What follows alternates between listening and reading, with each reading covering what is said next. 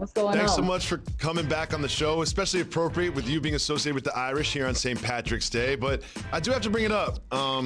The Irish men's team didn't make the tournament this year, and the women's team didn't make the tournament for the first time since 1995. I knew it was coming. What happened? I already knew it was coming because, Jalen Loud this year because his Wolverines are doing good. They on top, But, shout out to Niele Ivy. It's her first year this year. She getting her system in. She good at recruiting. She's one of the best. They'll be all right. They'll be back. Skylar, you went to 2 national championships, 3 Final Fours. Can you describe the feeling of what it's like to participate in the NCAAA tournament?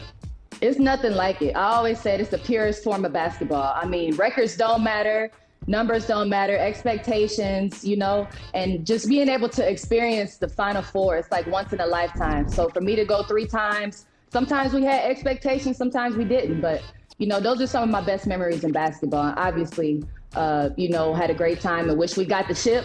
But, we was in there. So, like you mentioned, anything can happen in the NCAA tournament, and this tournament's like no other because all of them are going to be played in one single site. So who knows what's going to happen? But given all of that, when you look at the bracket, both the women's and the men's, who do you have as your champions? Well, honestly, I think that this was the hardest year, obviously, because of COVID and everything that happened, all the adversity of this year. It was hard to rank these teams. So I think some teams are underseeded. I think some teams are overseeded. But I think the committee did a good job of matching up.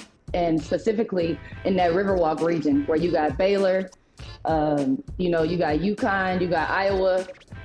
It's so many teams that could win this year. And for me, I don't have a favorite because Notre Dame ain't in it. So I don't really care who wins.